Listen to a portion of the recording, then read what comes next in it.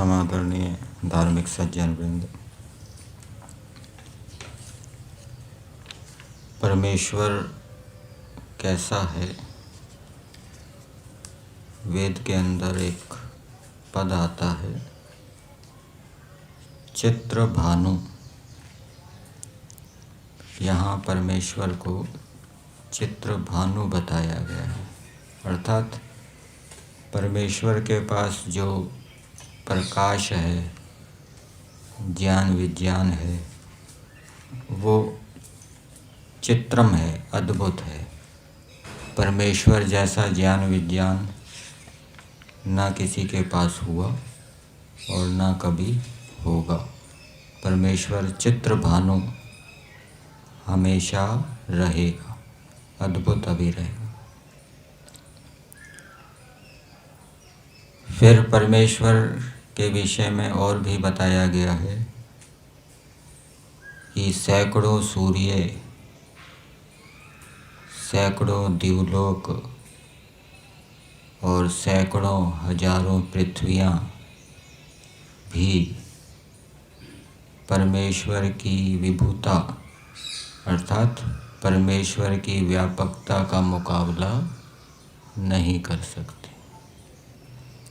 ऐसा परमेश्वर है और उस परमेश्वर से वेद के अंदर प्रार्थना की गई है कि हे परमेश्वर, आप संपत्तियों को देने वाले हैं, हम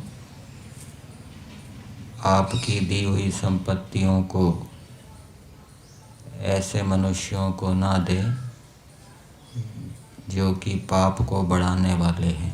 उन संपत्तियों का उपयोग करके वो संसार के अंदर पाप को बढ़ाएं, अपितु परमेश्वर प्रदत्त धन ऐसे पात्रों को देना चाहिए जो कि संसार के अंदर धर्म की, विद्या की वृद्धि करे। और एक अन्य प्रकार की प्रार्थना भी वेद के अंदर मिलती है कि हे परमेश्वर, आप हमें ऐसा शरीर प्रदान कीजिए जो त्रिधातु हो, अर्थात जिसके अंदर वात, पित्त, कफ वो हमारा धारण करने वाले हों, अथवा जो सत्व, रजस, तमस से बना शरीर हमें मिले वो हमें धारण करने वाला हो और उसके माध्यम से हम सुगमता से 3 संतापों से पार हो जाए। और वो जो शरीर है त्रिवरुथ्यम, 3 दुखों से भी रहित हो। कम से कम उस शरीर से हमें 3 प्रकार के दुख प्राप्त हों, आदि भौतिक दुख, आदि दैविक दुख और आध्यात्मिक दुख। ऐसा स्वस्थ और बलवान शरीर आप हमें प्रदान कीजिए।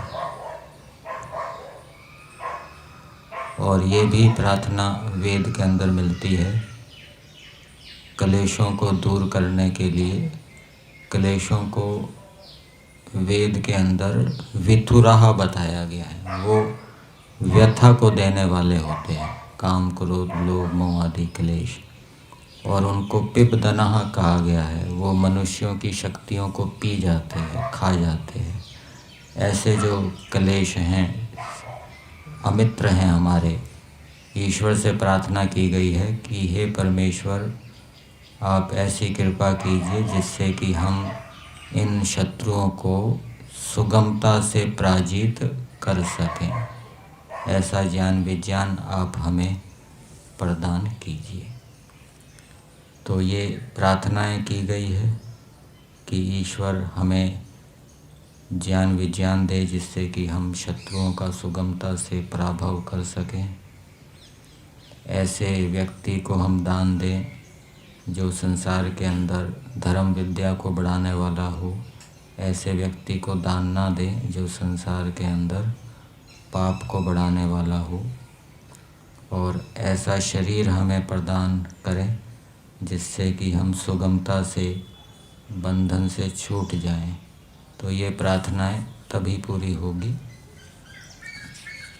जब हम ईश्वर के अनुकूल चलते हुए, ईश्वर की आज्ञाओं का पालन करते हुए यथाशक्ति पुरुषार्थ करेंगे।